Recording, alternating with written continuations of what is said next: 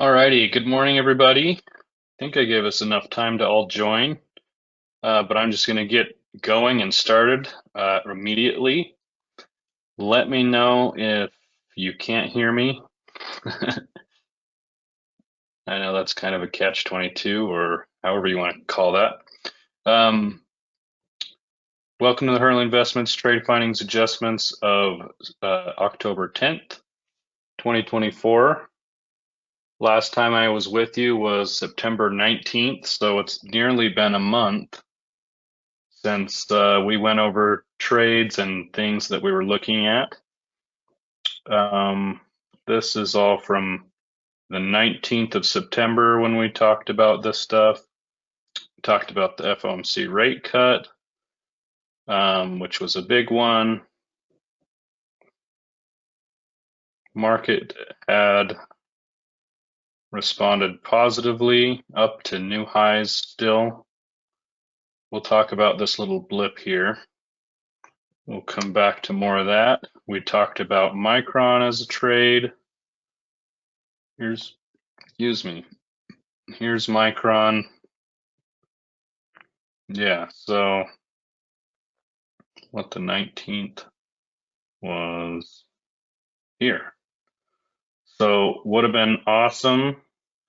Yes, it's come back down after an incredible earnings, which is so silly and frustrating.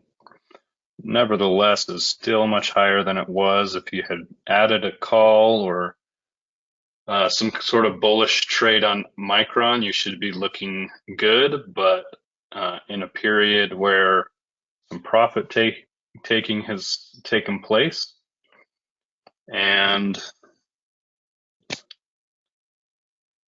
a little bit of patience is required and time to see it continue what should be a good bullish trend after outstanding earnings.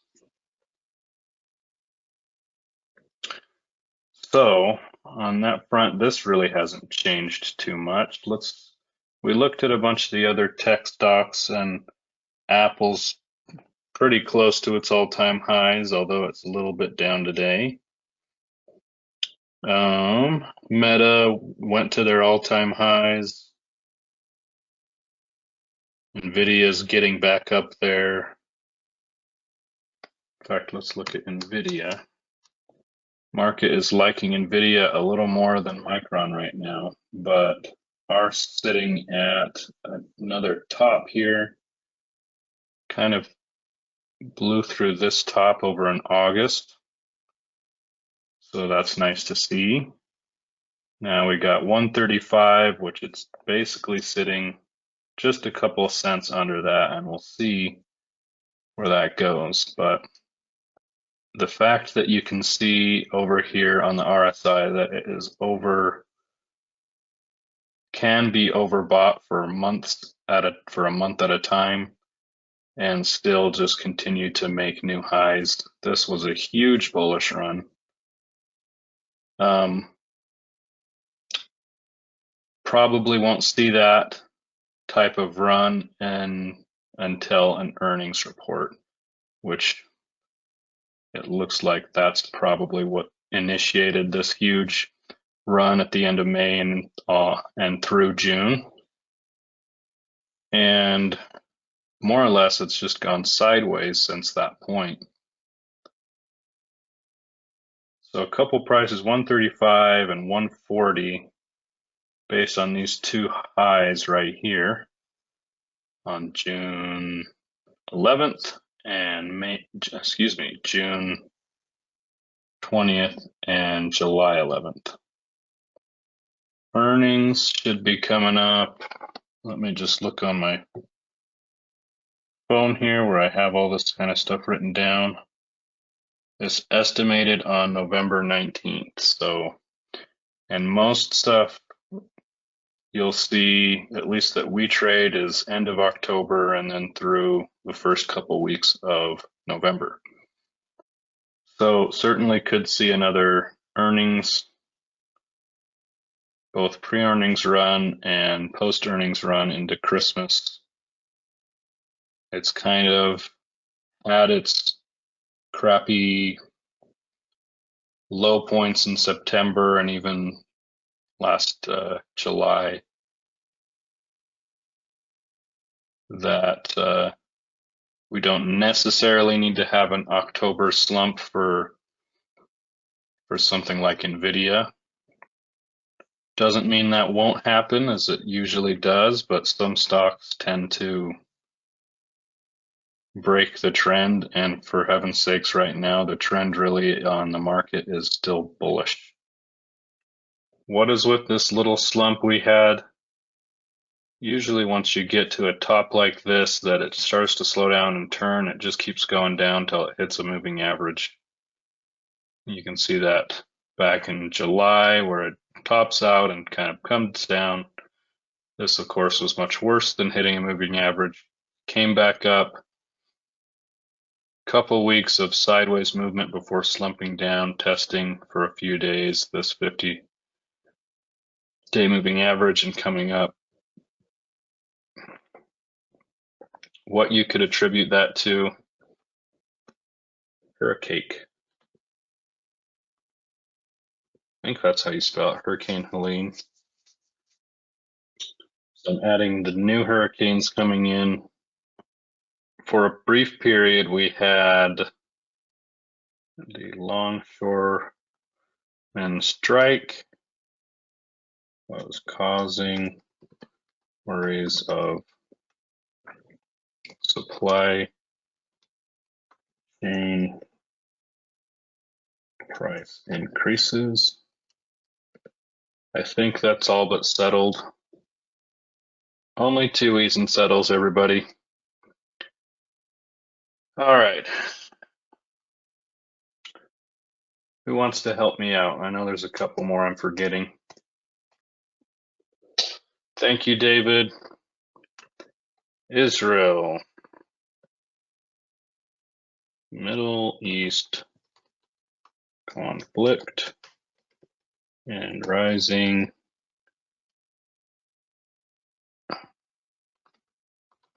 tensions with Iran. Israel's taken out another huge group of Hezbollah leaders and starting to directly look at Iran, where they see their the source of their problems coming from, and wanting to cut the problems off at the head as Iran funds the Hezbollah Hamas groups. So I would definitely say those were maybe part of this blip, but these are all, maybe except for the longshoreman strike, those are the dock workers on our ports. We still have to worry about hurricanes for a little bit here. Israel, aftermath of Helene, and whether or not Israel is going to take out a uranium facility, which is supposed to have non-weaponized uranium. The risk, though, is if Iran has been lying and actually trying to produce weapon-grade uranium, and Israel takes something out like that, then we are going to have an absolute shitstorm. Pardon my French, but that is no less than what it will be. I'm going to add presidential election, which is coming up extremely fast. Let's look at Micron real quick. Talked a little bit about Micron already. Still feel this is one of the bigger opportunities to get back up to 155, and we have it right up against that 200-day. And I think if you're not already in a position to profit here, you ought to look at tomorrow. If Micron pops above that 200-day moving average as your trigger for a bullish trade. I personally had been in long call positions up to earnings, and as it started to fall and break through the 200-day, I pull it off for a small profit. And that, again, what I just mentioned will be my trigger of popping above the 200-day tomorrow as the point where I'll be looking to get back in. If you haven't done anything, or if you've just kind of ridden through this, which is totally fine as long as you have the time in your trade and a leap long call of some sort or shares, then this is the sort of volatility you sit through. And yes, you should have gotten some puts on. We protected shares at this point, and but you have that time to allow things to come back, and we'll take protection back off as soon as we see a good bounce above that 200-day, which of course is not guaranteed, which is why we're waiting. Could honestly open up there tomorrow and just fall right back down to 100. What caused this big fall? More recently, it could have been more of the hurricane, the dock worker strike, Israel. It could have been any of this stuff, because it honestly doesn't make sense. I guess you could say it's filling a gap, but really, Micron did just so incredible on their earnings. That just doesn't make any sense. Further back, you have to remember Micron is also hoping to get $6 billion of help from the government to invest in our chip stocks, so they're made here and part of the U.S. economy. And that was the big reason for the run up to 155. So maybe that was not seeing that quite yet is part of the reason of paring back, or at least falling down. Paring back is more like what happened here. This is really just crapping your drawers back through July and August. Lots of profit taking can be part of that. Certainly at several of these price points, 110, 135, 155. We also have to remember that Micron also gets moved around by NAND and DRAM memory chip pricing. And that is sort of like a commodity. It trades like a commodity, those chips, and they have their own supply and demand and all of that stuff, which is probably the big part of this. But investors have to remember that, for heaven's sakes, this is a company that produces this stuff, and they have earnings reports where they're accountable to, regardless of the pricing of these kinds of things, they made a ridiculous, great profit, and it's a company that should be rewarded. One last quick look at Google. It did break above a moving average and it's coming back to test it.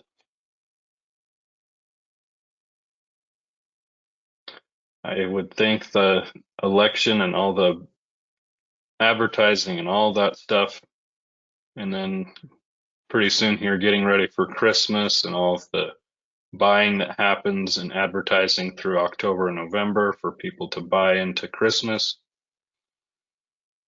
is going to start helping Google a bit. Like I said, Meta is at its all-time high, and they are the best platform for advertising. But Google's going to be a beneficiary of some of that.